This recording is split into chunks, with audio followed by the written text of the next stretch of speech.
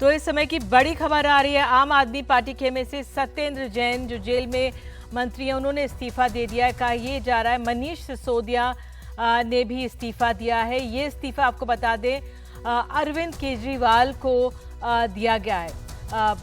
इस समय की बड़ी खबर, आम आदमी पार्टी में जिस तरह से स्थिति बनी हुई है, आज झटका लगा सुप्रीम कोर्ट में मनीष सिसोदिया मामले में। अब सत्येंद्र जैन पहले से ही जेल में हैं और मनीष सिसोदिया भी हिरासत जेल में हैं, तो दोनों ने इस्तीफा दिया अरविंद केजरीवाल को और ये इस्तीफा मंजूर हो गया है।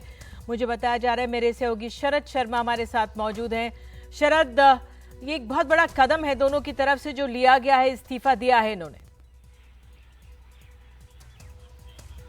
बिल्कुल संभावना ऐसी नहीं लग रही थी निधि कि मनीष सिसोदिया का इस्तीफा लिया जाए या मनीष सिसोदिया इस्तीफा दें, क्योंकि जब सत्येंद्र जैन जो है मंत्री बने रहे थे तो फिर तो ये तो मनीष सिसोदिया हैं। लेकिन अभी कंफर्मेशन आई है कि दोनों ही मंत्रियों ने, Manish Sisodia deputy chief minister Delhi और सत्येंद्र जैन जो कि बिना विभाग के मंत्री थे और पिछले लगभग 9 महीने से जेल में थे, ईडी ने इनको गिरफ्तार किया था, दोनों ने ही अपने इस्तीफे दे दिए हैं और मुख्यमंत्री अरविंद केजरीवाल ने इन दोनों के इस्तीफे स्वीकार कर लिए हैं। इसका मतलब यह भी समझा जा रहा है कि अब अरविंद केजरीवाल अपने मंत्रिमंडल में फेरबदल कर सकते हैं और कुछ नए चेहरों को मंत्रिमंडल के अंदर जगह मिल सकती है। एक इस समय पर इस समस्या यह चल रही थी अरविंद केजरीवाल के सामने, केजरीवाल सरकार के सामने, कि मनीष सिसोदिया जो कि पहले सत्येंद्र जैन की गिरफ्तारी से पहले 11 विभाग संभाल रहे थे, लेकिन जब सत्येंद्र जैन गिरफ्तार हो गए तो सत्येंद्र जैन के सारे 7 विभाग मनीष सिसोदिया को दे दिए गए। तो दिल्ली के अंदर कुल 33 विभाग हैं, दिल्ली सरकार के अंदर 33 विभाग हैं, उनमें से 18 विभाग मनीष सिसोदिया संभाल रहे थे और फाइनेंस मिनिस्टर थे।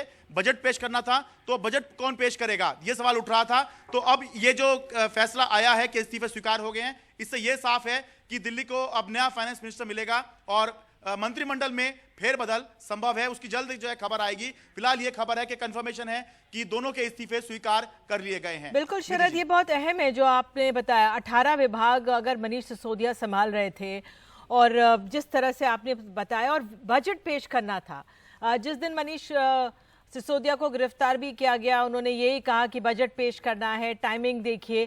तो ये अपने आप में बहुत अहम हो जाता है जब आज सुप्रीम कोर्ट से कोई रिलीफ नहीं मिली, सुप्रीम कोर्ट से झटका मिला है। इस समय दिल्ली की अगर सरकार चलानी है, अगर दिल्ली का बजट पेश करना है, तो ये अहम हो जाता है कि अब एक दूसरा चेहरा आए। तो ऐसे में अब ये है मनीष की कौन 2 और चेहरे हो सकते हैं, कौन 2 विश्वास चेहरे हो सकते हैं जो 2 इन लोगों की तस्वीर इन दोनों की जगह ले, क्योंकि अरविंद केजरीवाल ने अपने आप को अब तक पार्टी के एक्सपेंशन में जुटाए रखा था, तो और कई चुनाव अभी इस समय है सर पर, तो उस लिहाज से क्या अटकलें हैं आम आदमी पार्टी के खेमे में? देखिए, बिल्कुल अभी खबर आई ही है, थोड़ी देर में हम पता करना शुरू करेंगे कि कौन कौन से चेहरे वो हो सकते हैं। लेकिन निधि जी, यहाँ थोड़ा ध्यान रखने वाली बात यह है, दर्शकों को ये याद ही होगा कि ये जो अभी मंत्रिमंडल चल रहा था, ये अभी 2020 से जब अरविंद केजरीवाल जीत कर आए थे दोबारा से या तिबारा से, तब से नहीं चल रहा था, बल्कि ये पहले से ही चला आ रहा था। और जब अरविंद केजरीवाल 2020 में फिर से जीते तो उन्होंने यही मंत्रिमंडल रिपीट किया था। इसका मतलब ये पहले से ही बहुत विश्वास प्राप्त लोग थे जो मंत्री बने हुए थे और अरविंद केजरीवाल इनको हटाना नहीं चाह रहे थे, क्योंकि अरविंद केजरीवाल का यह मानना था कि जब इन्हीं के काम की बदौलत वो दिल्ली में जीते हैं तो इनको हटाने का कोई मतलब नहीं बनता।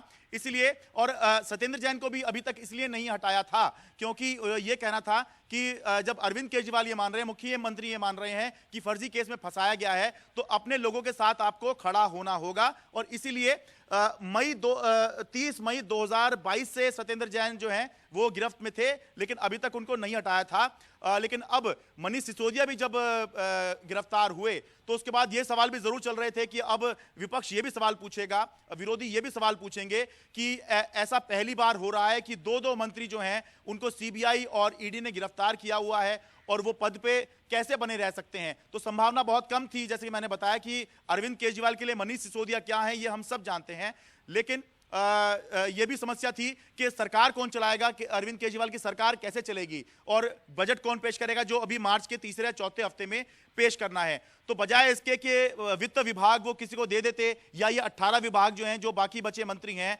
उनमें बांट देते। फिलहाल ये दिखाई दे रहा है कि अरविंद केजरीवाल ने कैबिनेट एक्सपेंशन का फैसला किया है, मंत्रिमंडल में फेरबदल का फैसला किया है और जल्द ही इस पर हम और खबर आगे लेके आएंगे कि कौन कौन चेहरे हो सकते हैं। लेकिन इससे समझ में यही आ रहा है कि ये एक्सपेंशन होना होगा, रीशफलिंग होगी।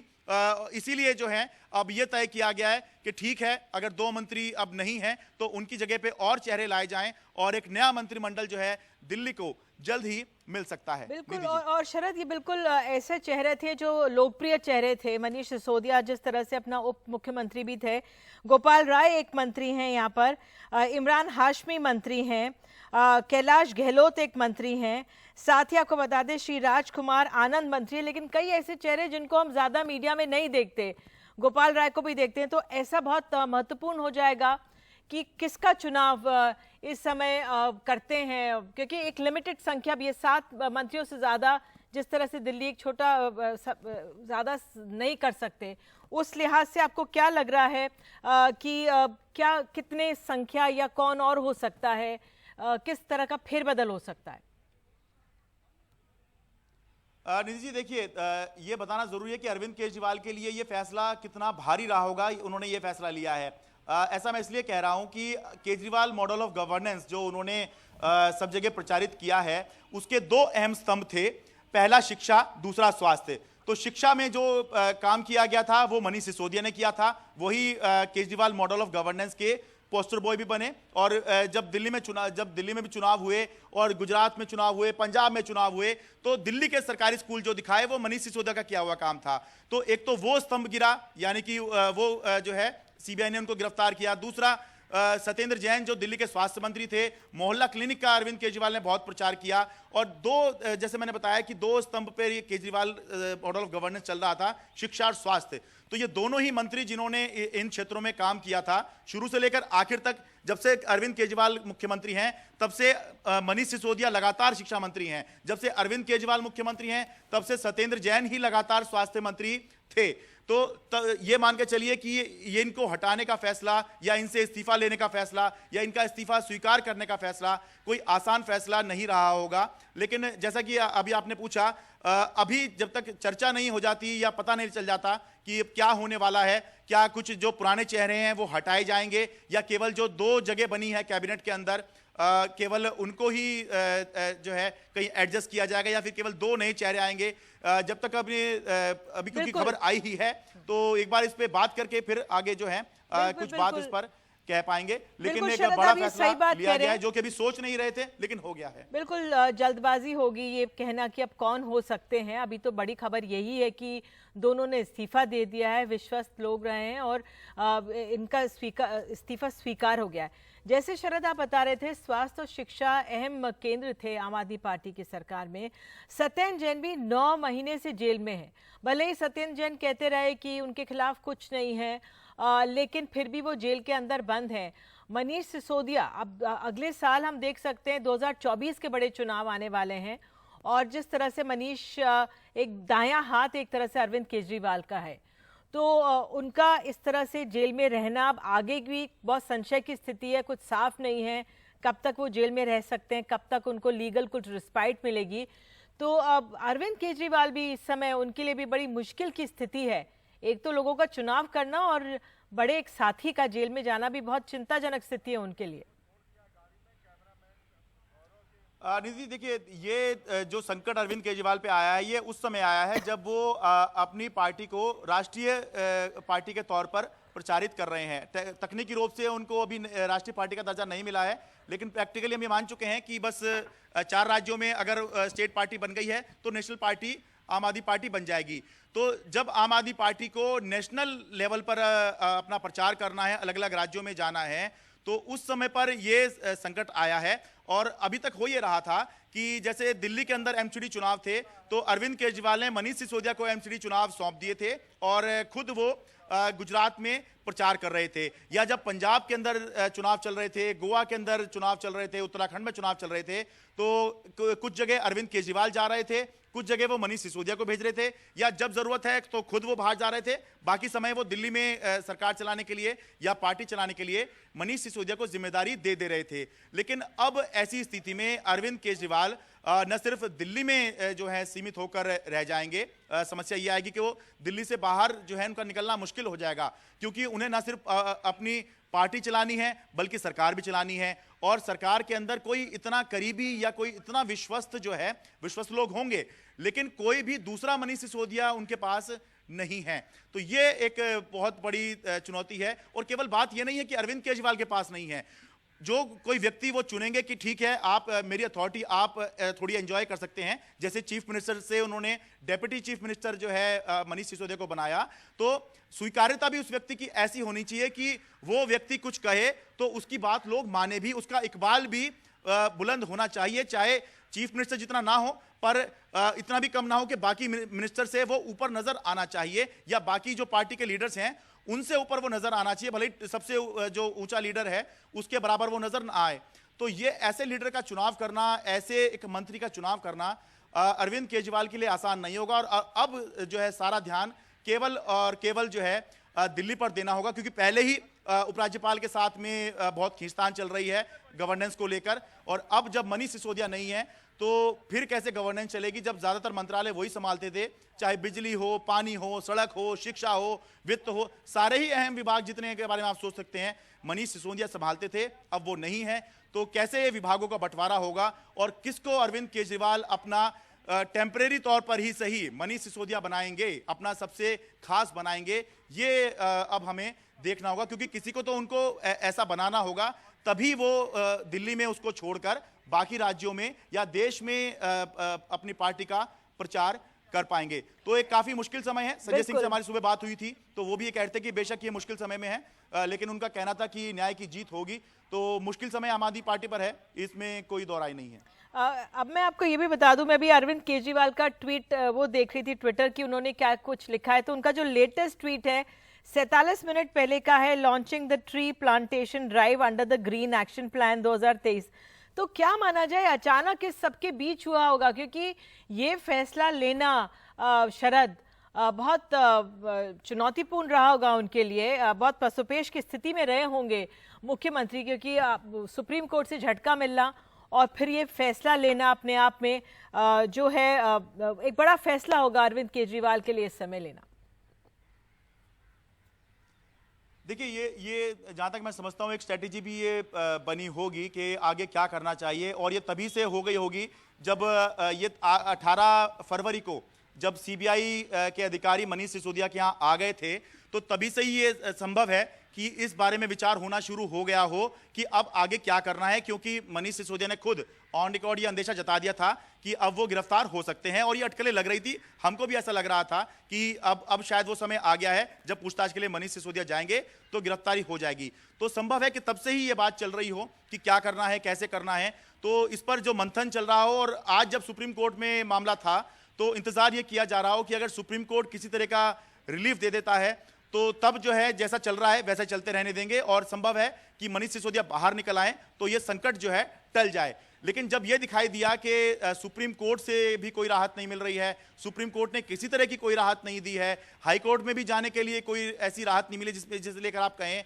कि हाँ सुप्रीम कोर्ट से हमें ये मिल गया, तो फिर शायद यही रास्ता बेहतर समझा होगा कि ठीक है अब दोनों मंत्रियों के जो है इस्तीफे हो जाने चाहिए और कैबिनेट में जो है एक रीशफल का समय अब आ जाना चाहिए। हालांकि मैं फिर कहूंगा कि कम से कम थोड़ी देर पहले तक, जब तक ये खबर नहीं आई थी, तब तक चर्चा यही चल रही थी, जो आम आदमी पार्टी कवर करने वाले रिपोर्टर्स हैं उनमें भी इस बात को लेकर चर्चा थी कि क्या होगा, और कोई भी इस तरह की चर्चा नहीं थी कि मनीष सिसोदिया को हटाया जाएगा, क्योंकि जब सत्येंद्र जैन को ही नहीं हटाया गया तो ये तो मनीष सिसोदिया हैं। लेकिन जैसा कि हम जानते हैं और समझते भी हैं कि राजनीति जो है वो उतनी नहीं चलती जितने हम पत्रकार समझ लेते हैं। अगर हम समझते तो हम ही इनके जैसे हो जाते, तो इसीलिए जो है कुछ अलग सोचा गया होगा, कुछ अलग समझा गया होगा। बिल्कुल, आप ये जानकारी जो आप दे रहे हैं, क्योंकि अभी याद होगा हाल ही में जब अरविंद केजरीवाल या तो मुंबई जब गए, उद्धव ठाकरे से मुलाकात हुई तो भगवंत मान के साथ गए थे, तेलंगाना में गए, खम्मम में जो रैली की भगवंत मान के साथ वो गए थे, तो फिलहाल उन्होंने जो मनीष सिसोदिया के संदर्भ में उन्होंने भी पहले ऐलान कर दिया था, गिरफ्तार करने वाले मनीष सिसोदिया खुद कह चुके थे। तो ये एक बहुत बड़ा डेवलपमेंट है। आप कुछ और जानकारी हासिल कीजिए हमारे साथ। आशीष भार्गव हमारे सहयोगी सुप्रीम कोर्ट को जो बहुत बारीकी से हमें समझाते हैं, हमारे साथ हैं। आशीष, आगे की राह कैसे आपको दिख रही है, कानूनी राह अगर हम कहें, क्योंकि सत्येंद्र जैन 9 महीने से हैं जेल के अंदर और अब मनीष को भी आज झटका लगा है। जी बिल्कुल, देखिए निधि जी, ये बहुत लंबी कानूनी लड़ाई है। हम इसे बार बार कहते हैं कि ये एक सीआरपीसी और आईपीसी का जाल है, जिसमें जो एक बार उलझ गया इस जाल में वो आसानी से वो जाल से छूटता नहीं है। सत्येंद्र जैन उसके बहुत बड़े उदाहरण हैं। मनीष सिसोदिया ने बहुत बड़ा दांव खेला था। वो सीधे सुप्रीम कोर्ट आ गए थे क्योंकि वो जानते थे कि अगर थोड़ी बहुत कोई राहत मिल सकती है इस स्टेज पर, इस चरण में, तो वो सिर्फ देश की सबसे बड़ी अदालत सुप्रीम कोर्ट से मिल सकती है। उन्होंने कोशिश की कि इस मामले को आपराधिक मामले से निकालकर सुप्रीम कोर्ट में साबित किया जाए कि उनके मौलिक अधिकारों का हनन हो रहा है, सुप्रीम कोर्ट की गाइडलाइन का पालन नहीं हुआ है। जांच में सहयोग न करने की बात करके सीबीआई ने उन्हें गैरकानूनी तरीके से गिरफ्तार किया है और उनकी आज़ादी जो है, लिबर्टी जो है, उसका वायलेशन है, उसको कर्टेल किया गया है। लेकिन सुप्रीम कोर्ट ने उनकी सारी दलीलों को, जो अभिषेक मनी सिंह भी दे रहे थे, उनको दरकिनार कर दिया।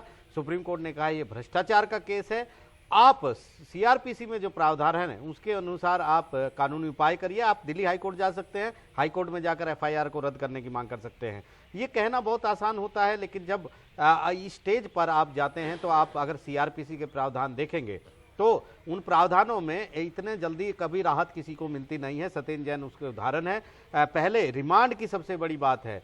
देश की कोई भी अदालत रिमांड के टाइम पर संयम बरतती है। वो जब रिमांड एक ट्रायल कोर्ट ने दे दिया है, क्योंकि ये जांच एजेंसी का अधिकार है कि जांच वो अपने तरीके से पूरी करे, उसको ये मौका दिया जाए। सुप्रीम कोर्ट ने बार बार बोला है जांच एजेंसी को जांच करने का मौका दिया जाना चाहिए, तभी वो अपनी फाइनल रिपोर्ट दाखिल कर सकती है, जांच को कंक्लूड कर सकती है। इसलिए कभी भी कोई भी अदालत जो जांच एजेंसी इस स्टेज में मांगती है, शुरुआती चरण में, वो उसको रिलीफ देती है।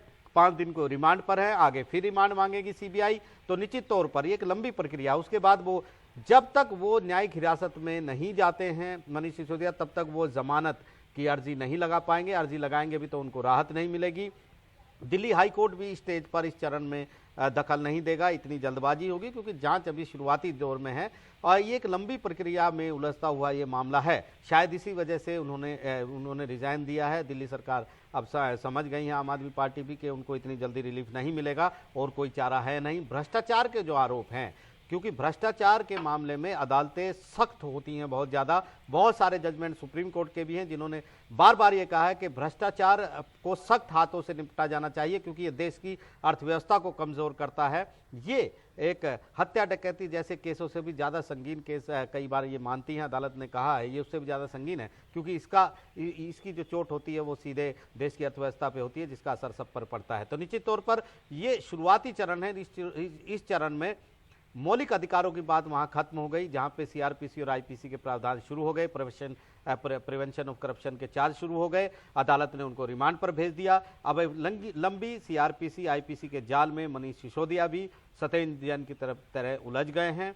कानूनी दांव पेच चलते रहेंगे, अदालतों में केस आते रहेंगे, लेकिन इंतजार उनको भी लंबा करना पड़ेगा। कोई राहत, कोई रियायत, किसी तरह की छूट उन्हें इस मामले में मिले। लेकिन क्योंकि चार्जशीट, सुप्रीम कोर्ट के बहुत सारे ऐसे फैसले हैं जिसमें जांच पूरी होने तक, यानी चार्जशीट दाखिल होने तक इंतजार करने को कहा गया, तो ऐसे में किस हद तक, किस चरण में देश की अदालतें दखल दे, ये भी देखने वाली बात है। और सीबीआई जैसी एजेंसी को अभी कुछ वक्त मिला है, उस वक्त में ऐसा नहीं है कि उसको पूरी छूट मिल गई है। अदालतों की नज़र उस पर रहेगी, उसको साबित करना पड़ेगा, अपने केस को साबित करना पड़ेगा, बताना पड़ेगा कि घोटाला हुआ है। घोटाला हुआ तो इन आरोपियों ने किया है।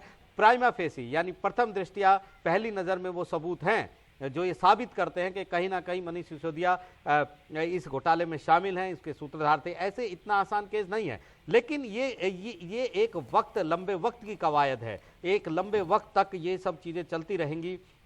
रिमांड मांगे जाते रहेंगे, जमानत याचिकाएं पर सुनवाई होंगी, नोटिस जारी होंगे, एक पक्ष दूसरे पक्ष पर सवाल उठाएगा। लेकिन सवाल ये है कि आखिरकार मनीष सिसोदिया, जो कुछ देर पहले तक दिल्ली के डिप्टी सीएम थे, वो अब नहीं है, उन्होंने रिजाइन कर दिया है। निश्चित तौर पर ये एक सोची समझी एक राजनीतिक उनका कदम है, लेकिन फिलहाल उनको कानूनी तौर पर हम बात करें, अदालतों से राहत रियायत मिलती नजर नहीं आ रही है। जी निधि। बिल्कुल आशीष, आपने बहुत हमें गहराई से ये समझाया है, लेकिन जो आप समझना ये चाहेंगे, क्योंकि कल तक हम मनीष सिसोदिया की तरफ से, हम आम आदमी पार्टी की तरफ से दलीलें सुन रहे थे, किस तरह से चार्जशीट में उनका नाम नहीं था, फोन्स की कई बात बीजेपी कह रही थी इतने बदले, लेकिन सत्येंद्र जैन का मामला भी हमारे सामने सीधा उदाहरण है कि 9 महीने लग गए।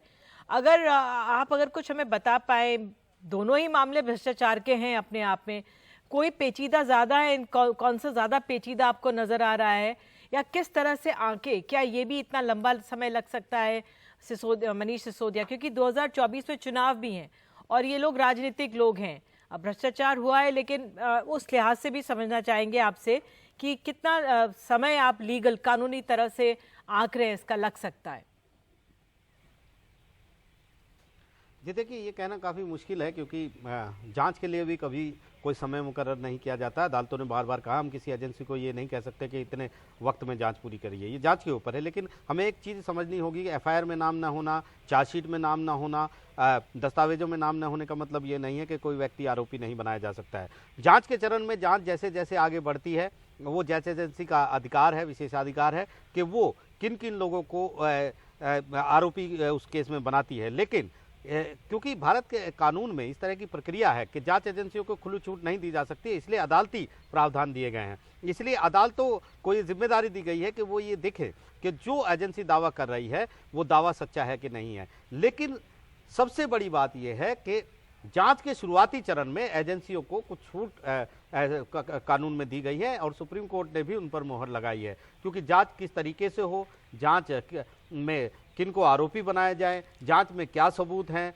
प्राइमा फेसी क्या सबूत हैं, प्राइमरी सबूत क्या हैं, सेकेंडरी सबूत क्या हैं, ओरल सबूत क्या हैं, दस्तावेजी मटेरियल क्या है, ये तमाम इन्वेस्टिगेशन का पार्ट होता है। और आप ये समय सीमा तय नहीं कर सकते कि जांच एजेंसी अपने कंक्लूजन पर कब तक पहुंचेगी। हाँ, चार्जशीट दाखिल करने की, फाइनल रिपोर्ट दाखिल करने की एक समय सीमा है, कानून में प्रावधान में है कि आपको 60 दिन में, 90 दिन में, कुछ केसों में मकोका जैसे 6 महीने भी है कि आपको चार्जशीट दाखिल करनी है, वरना आरोपी जो है डिफॉल्ट बेल का हकदार हो जाता है। बहुत सारे प्रावधान हैं, लेकिन ये सब महीनों की बात है। आप देखें 60 दिन भी 1 महीना हुआ है, लेकिन इतनी जल्द 2 महीने हुए, माफ कीजिए, 60 दिन 2 महीने हुए, कुछ केसेस में 90 दिन भी है। तो इस तरीके से आप नहीं बांट सकते, क्योंकि आप एक चीज को समझिए कि ये जितने मटेरियल हैं, ये सब मटेरियल को अदालत के सामने रखा जाएगा। रिमांड जब पूरा होगा, वो रिमांड में क्या हासिल किया एजेंसी ने, सीबीआई ने, वो उनको ट्रायल कोर्ट के सामने रखना पड़ेगा और बताना पड़ेगा कि हमने आपसे ये कहकर रिमांड लिया था, हमने उसे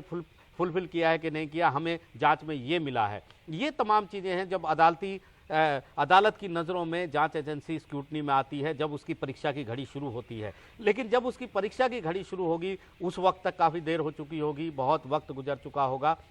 सत्येंद्र जैन के मामले को आप देखिए, ईडी भी उस मामले में है। इस मामले में अभी ईडी का रोल सामने नहीं आया है, लेकिन देर सवेर हो सकता है कि मनी लॉन्ड्रिंग का केस भी इस मुद्दे पर आए। कहीं ना कहीं कोई ना कोई जांच जरूर चलती है जब इस तरह के घोटाले होते हैं। तो निश्चित तौर पर ये जो डगर है वो काफ़ी मुश्किल है। कानूनी, हम जानते हैं जिस तरह अदालतों में कानूनी पचड़े फंसे रहते हैं। आप मानव अधिकार, मौलिक अधिकारों को लेकर बड़ी अदालत एक बार आ सकते हैं, लेकिन वो अधिकारों की दुहाई उस वक्त नहीं दे सकते जब, आज भी सुप्रीम कोर्ट ने ये बताने की कोशिश की है कि भ्रष्टाचार का केस था। जो आप उदाहरण लेकर आए हैं वो पत्रकारों के उदाहरण हैं, फ्रीडम ऑफ स्पीच और एक्सप्रेशन के वो उदाहरण थे, इसलिए इस मामले में हम दखल नहीं देंगे। और भ्रष्टाचार के मामलों को अदालत दूसरी नज़र से देखती हैं और कहीं ना कहीं परीक्षा की घड़ी आएगी सीबीआई की, लेकिन फिलहाल परीक्षा की घड़ी मनीष सिसोदिया और उनके साथियों की है। बिल्कुल आशीष, आपने इतनी गहराई से हमें समझाया है। रविशंकर प्रसाद ने कुछ देर पहले, जब सुप्रीम कोर्ट का वर्डिक्ट एक तरह से आ गया, सुप्रीम कोर्ट ने कोई राहत नहीं दी मनीष सिसोदिया मामले में, कहा कि हम दखल नहीं देंगे। उसके बाद बीजेपी की एक प्रेस कॉन्फ्रेंस हुई है। रविशंकर प्रसाद पूर्व केंद्रीय मंत्री हैं, उन्होंने क्या कहा है, आइए आपको सुनाते हैं।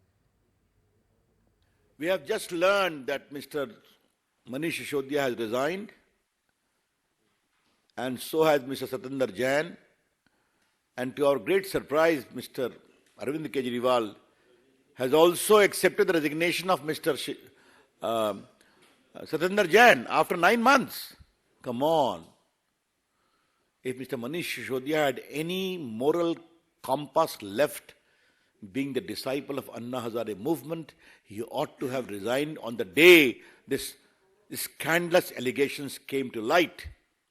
He ought to have told, first I will get exonerated, then I will come back. But his plea in the Supreme Court was, I am looking after 18 departments, therefore please give me bail. The keenness was there to run the department, not to explain the scandalous case of corruption. Therefore, again I would repeat, the whole conduct of Aam Aadmi Party is typified by 3C, cut, commission and corruption.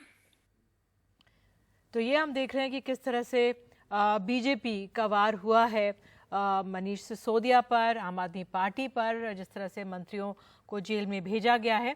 और हमारे साथ मुझे बताया जा रहा है, हमारे सहयोगी आशीष बने हुए। आशीष, आपको से लगातार हम सवाल पूछ ही रहे हैं, जानकारियां आपने हमें तमाम गहराई से दे दी हैं, लेकिन ये समय ये हो जाता है कि जब इस्तीफा हो जाता है, कानूनी तौर पर भी अब शायद ज़रूरी हो गया था कि ये दो मंत्री इस्तीफा दें, क्योंकि कानून की डगर अगर लंबी है तो देश का काम, राज्य का कामकाज भी चलना है, तो उस लिहाज से इस्तीफा लेना भी ज़रूरी हो गया था।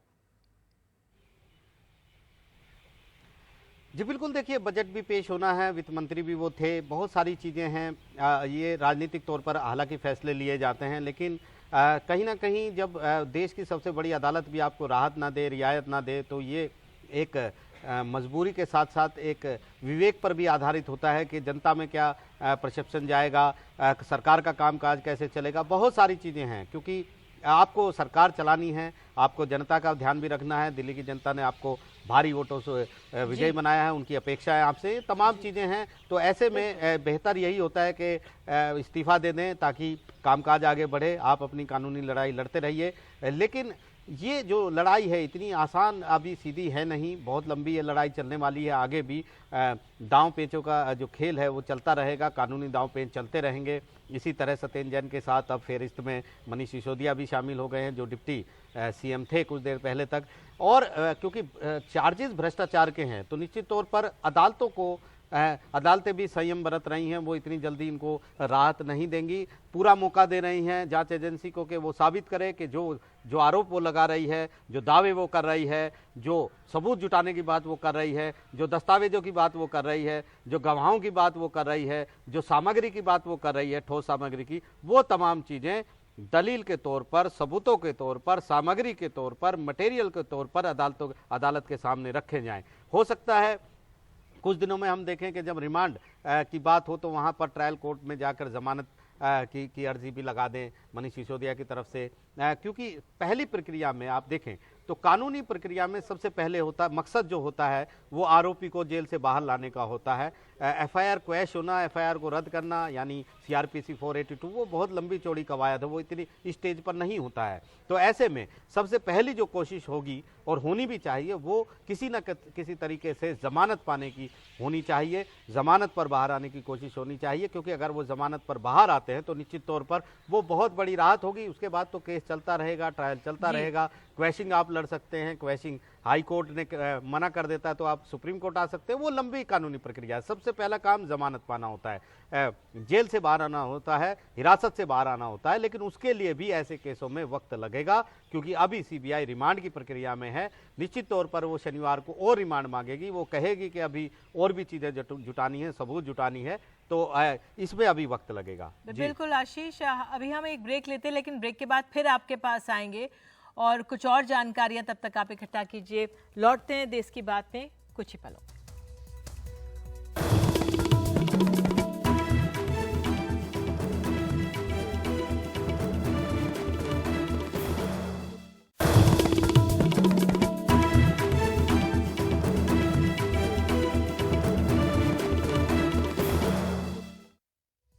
तो दिल्ली से जुड़ी हुई बड़ी खबर ये आ रही है कि इस समय कैबिनेट एक्सपेंशन नहीं होने वाला है, कोई नया मंत्री नहीं जुड़ेगा। हमारे सहयोगी शरद शर्मा जानकारी दे रहे हैं। मनीष सिसोदिया के जो विभाग है, 2 मंत्री जो अभी हैं इस समय, कैलाश गहलोत और साथ ही राजकुमार आनंद, इन दोनों को दिए जाएंगे। हमारे साथ हमारे सहयोगी शरद है जिन्होंने खबर दी है। तो शरद, ये भी अपने आप में बहुत अहम है कि आप कह रहे हैं कि कोई नया चेहरा नहीं आएगा, जो है मंत्री उन्हीं को ये तमाम विभाग दिए जाएंगे। हाँ निधि, अटकलें पहले ये लग रही थी कि दो मंत्री अगर इस्तीफा दे गए हैं और स्वीकार भी हो गया है तो ऐसा समझा जा रहा था कि मुख्यमंत्री अरविंद केजरीवाल अब कैबिनेट रीशफल कर रहे हैं या एक्सपेंशन कर रहे हैं और नए चेहरे जो हैं उनको मंत्रिमंडल में जगह मिल सकती है। लेकिन अब हमारे सोर्सेज ये बता रहे हैं कि अभी फिलहाल कोई नया चेहरा कैबिनेट में नहीं आने जा रहा है और जो 18 विभाग मनीष सिसोदिया संभाल रहे थे वो दो मंत्रियों में यानी कि कैलाश गहलोत और राजकुमार आनंद, ये जो दो मंत्री हैं, इनके विभागों के साथ साथ इनको एडिशनल चार्ज इन विभागों का दे दिया जाएगा।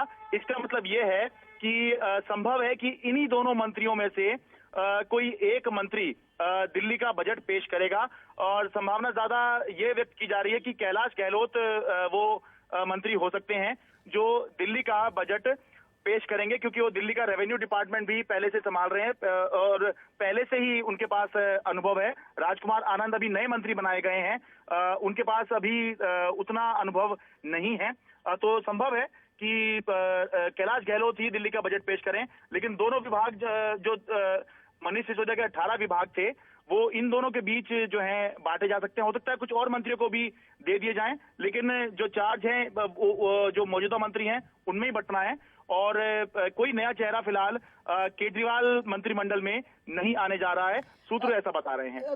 आपका शरद आकलन क्या है, क्योंकि इतने सारे विभाग खुद ही कैलाश गहलोत इतने सारे मंत्रालय संभाले, अब 18 और अगर हो जाते हैं तो क्या कारण माना जाए कि अरविंद केजरीवाल कोई और चेहरा नहीं जोड़ना चाह रहे हैं?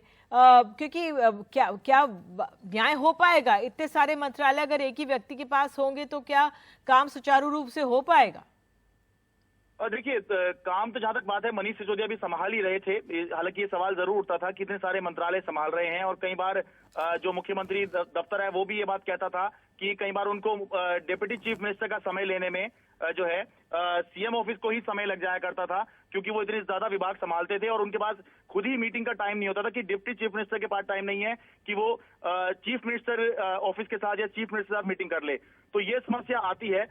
लेकिन अभी क्या सोच के ये सब किया जा रहा है या क्या स्ट्रेटेजी है ये अभी स्पष्ट नहीं हो पाया है, क्योंकि अभी ये खबर आ ही रही है।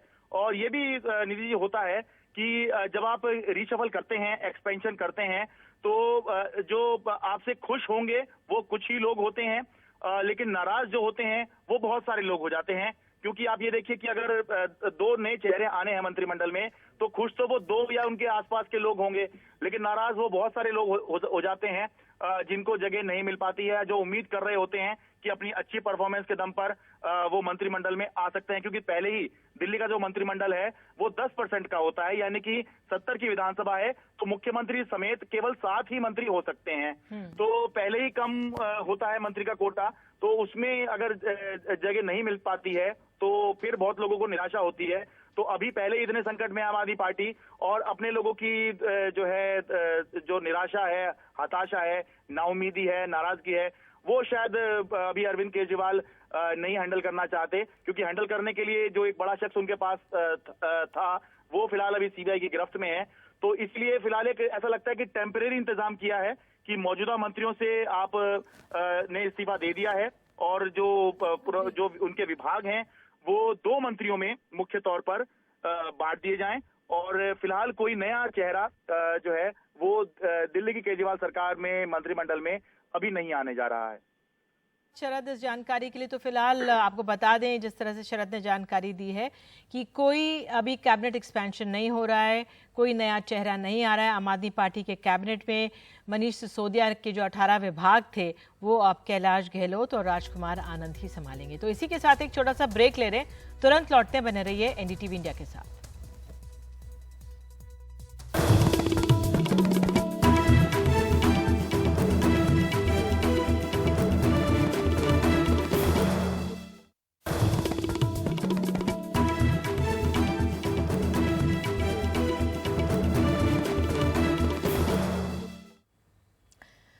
तो देश की बात में बात अब हम प्याज के किसान की कर रहे हैं, जो उनको उनकी उपज के उचित दाम नहीं मिल रहे। हाल में खबर आई किस तरह से शोलापुर जिले के प्याज किसान तुकाराम चौहान को 500 क्विंटल प्याज का सिर्फ 2 रुपए मिले थे।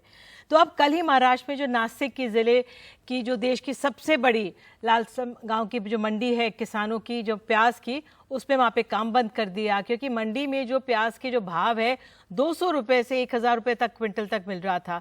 तो जो किसान हैं वो बहुत इसमें आहत थे, परेशान थे। और आपको बता दें कि जो देश भर में महाराष्ट्र से 40% प्याज आता है, मध्य प्रदेश में 16 से 17%, कर्नाटक से 9 से 10, गुजरात से 6 से 7%, बिहार राजस्थान से 5 से 6% आता है। तो और आज ही हम आपको बता दें महाराष्ट्र में किस तरह से जो विपक्ष है वहाँ पे नेताओं ने प्याज की मालाएं पहनकर पहुंचे कि प्याज के किसान किस तरह से परेशान हैं। दो खास मेहमान हमारे साथ इस समय हैं। सुनील रतन बोरगुडे किसान है नासिक से हमारे साथ जुड़े हुए हैं और साथ ही देवेंद्र शर्मा जी जो कृषि विशेषज्ञ हमारे साथ हैं। अब पहले मैं सुनील जी आपके पास आऊंगी। आप किसान हैं, क्या परेशानी है, क्यों दाम नहीं मिल रहे प्याज के, क्या आंकलन है आपका?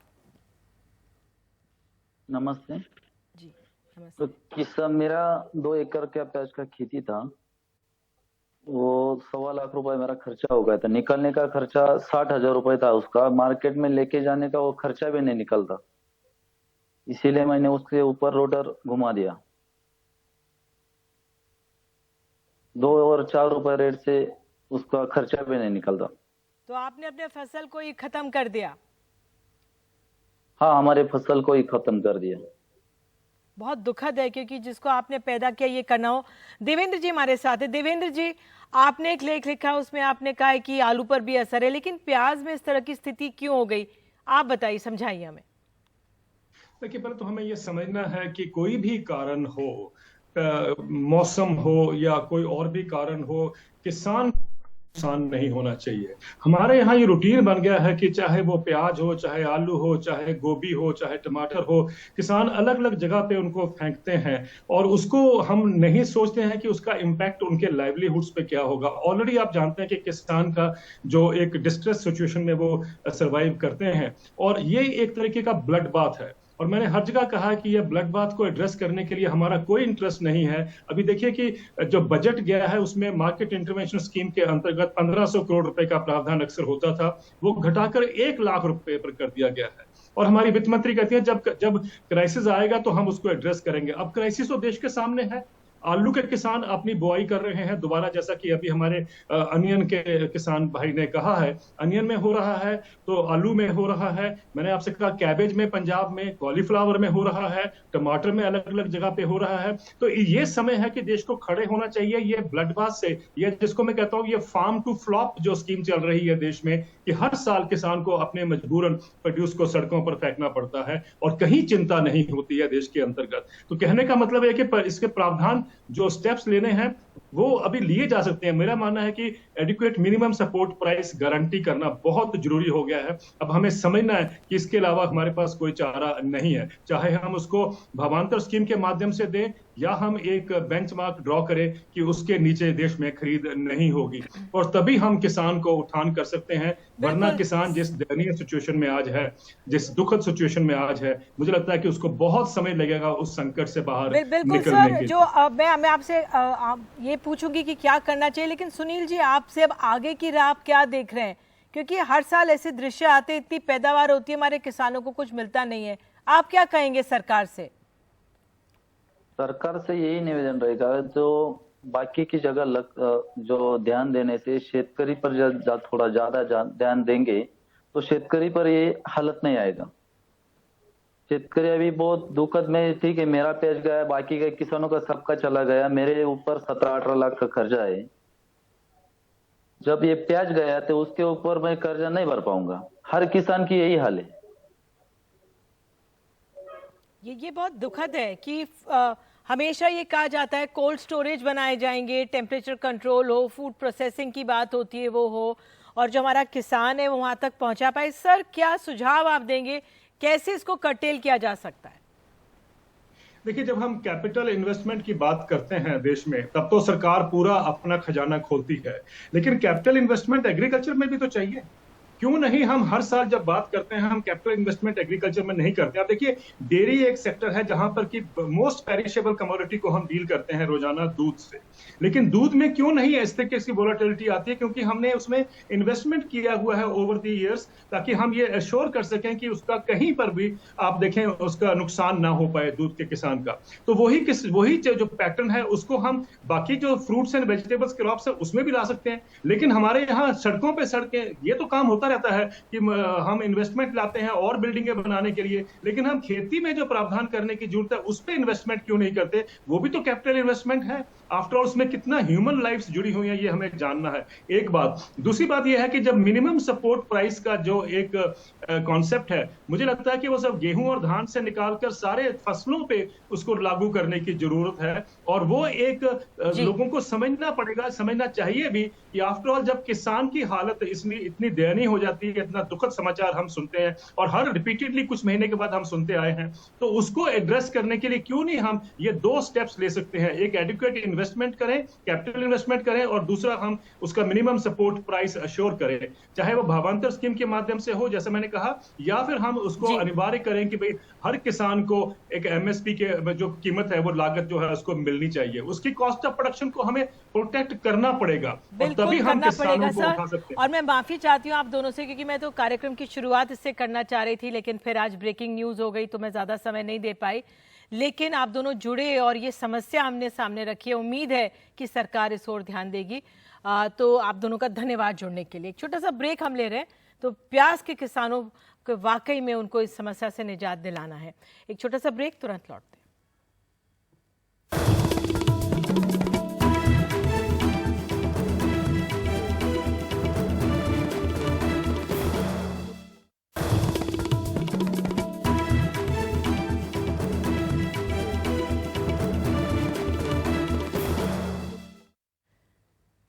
उमेश पाल हत्याकांड को लेकर उत्तर प्रदेश विधानसभा में पहले अखिलेश यादव और मुख्यमंत्री योगी आदित्यनाथ के बीच तीखी बहस हो चुकी है। अब दोनों दलों में इसे लेकर एक पिक्चर वॉर भी शुरू हो गई है।